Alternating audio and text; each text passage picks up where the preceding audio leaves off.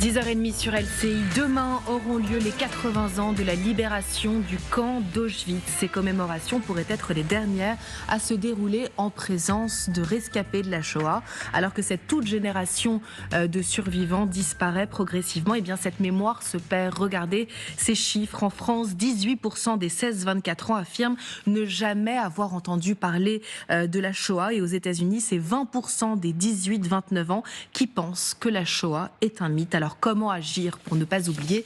Nous sommes en plateau ce matin avec Elie Korchia. Bonjour. Bonjour. Vous êtes président du Consistoire de France. Vous partez demain avec le président de la République pour la Pologne. On va évoquer évidemment ces commémorations qui arrivent dans un contexte géopolitique très tendu. On sait déjà que Benyamin Netanyahou ne viendra pas en Pologne. Hier, 4 otages israéliennes ont été libérées. Et je voulais vous montrer une image. Voici la mise en scène terrible qu'a fait le Hamas, puisqu'il a forcé ces 4 jeunes femmes à monter sur un podium. Nous avons choisi volontairement de les flouter et elles sont derrière un écran. Et sur cet écran, il y a une banderole qui proclame la victoire du peuple opprimé contre le sionisme nazi. Alors évidemment, cette mise en scène est terrible.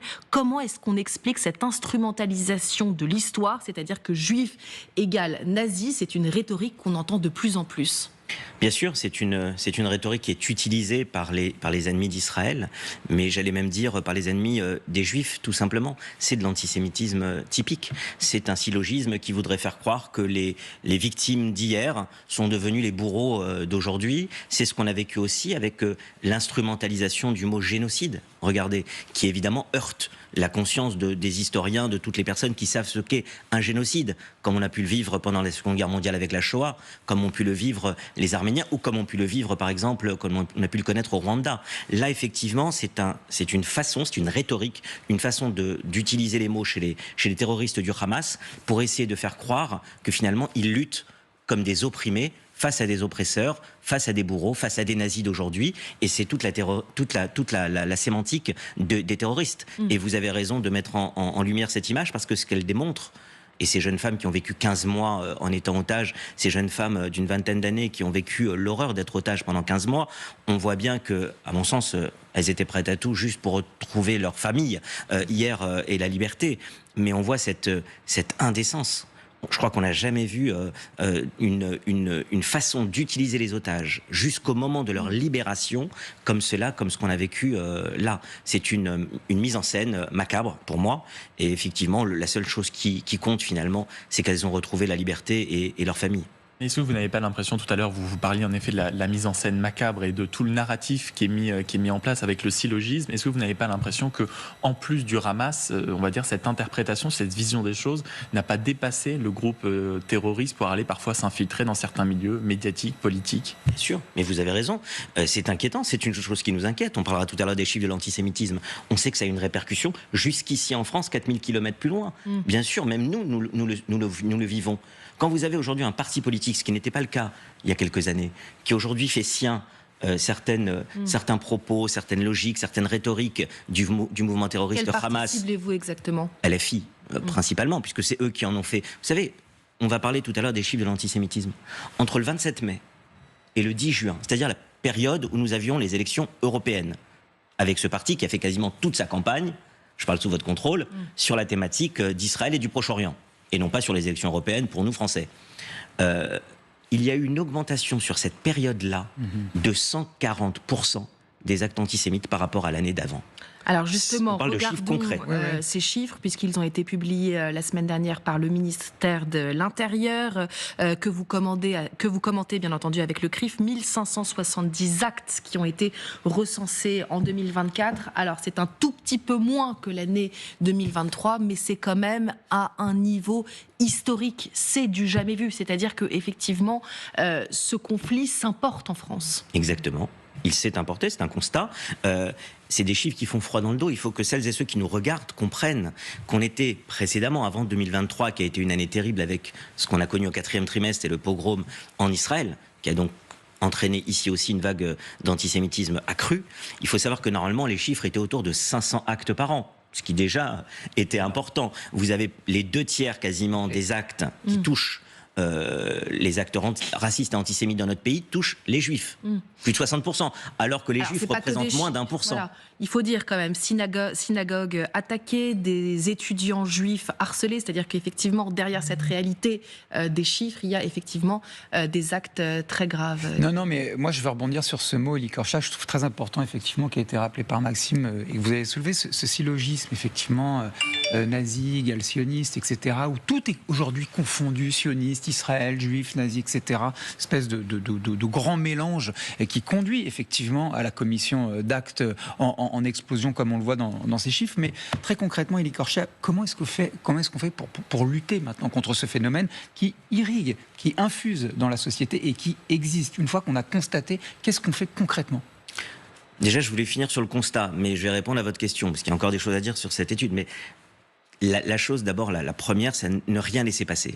On ne peut pas laisser passer des propos, on ne peut pas laisser passer des assertions qui sont choquantes. Je vous donne un exemple. Hier, quand nous voyons sur une chaîne de télévision, une chaîne info, France Info TV pour ne pas la citer, un bandeau où il y a marqué 200 otages palestiniens libérés.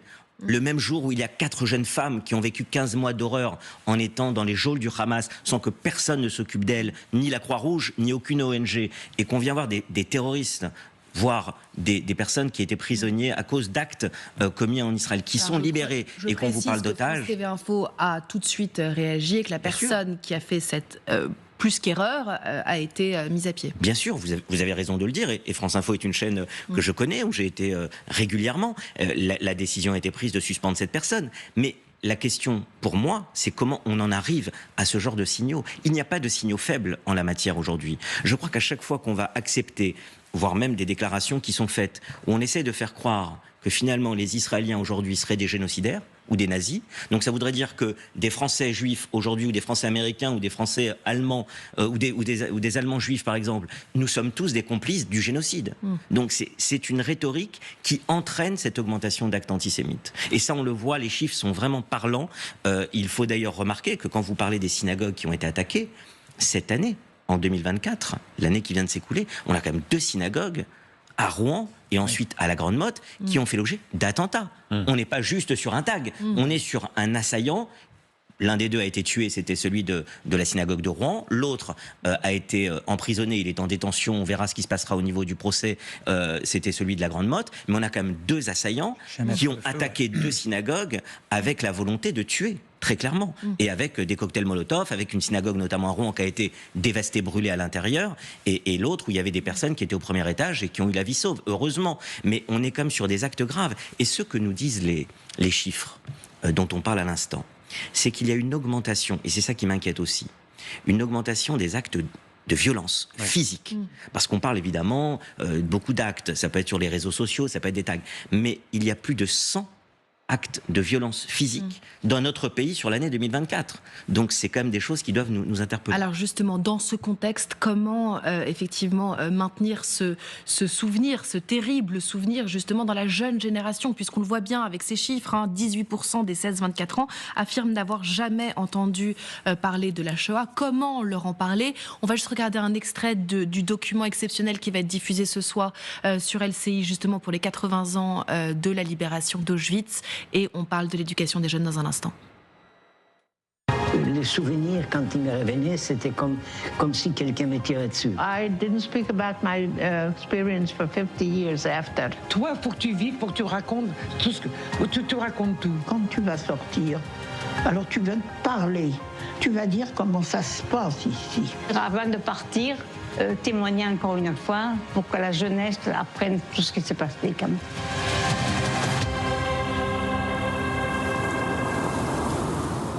D'Auschwitz, donc ce documentaire à voir à 21h sur LCI. On entend la voix justement de ces survivants, de ces survivantes, mais malheureusement qui vont progressivement s'éteindre. Justement, comment faire pour parler aux jeunes quand ces voix se seront éteintes? Vous savez, la haine se nourrit principalement de l'ignorance. Et on voit bien que les chiffres dont vous parlez, ça s'explique aussi malheureusement par une méconnaissance, par une ignorance de l'histoire. Alors ça peut être l'histoire immédiate. Quand on vient nous parler d'un génocide, alors que la guerre est difficile, elle est douloureuse au Proche-Orient, mais elle fait suite quand même à un pogrom qui a tué des civils, 1200 civils, 13 000 blessés le 7 octobre. Donc cette guerre a été provoquée par un massacre et on vient nous transformer l'histoire. C'est un révisionnisme immédiat de l'actualité qu'on a vécu après le 7 octobre. Et bien là, on voit ce qu'est vraiment un génocide, ce qu'est la Shoah, un cas évidemment unique dans l'histoire. Il faut voir ce documentaire, comme il faut voir aussi, je crois, si on veut se documenter, je crois qu'il faut lire 2 ouvrages de référence qui viennent de sortir, qui vont être des ouvrages véritablement importants sur cette période. C'est le livre qui est paru chez Kalman Levy, qui s'appelle Auschwitz, une monographie de l'humain, par le directeur que nous rencontrerons lundi avec la délégation française, le directeur du musée mémorial d'Auschwitz, Piotr Siwiński. Et le deuxième livre, c'est un livre qui est sorti au Seuil, de Roger Feinzilberg, qui s'appelle Ce que j'ai vu à Auschwitz, qui raconte les témoignages, les cahiers écrits par son père, qui faisait partie des sondeurs commandos et qui, après la guerre, a tout écrit de ce qu'il avait vu sur place à Auschwitz. C'est ça qui est important aujourd'hui,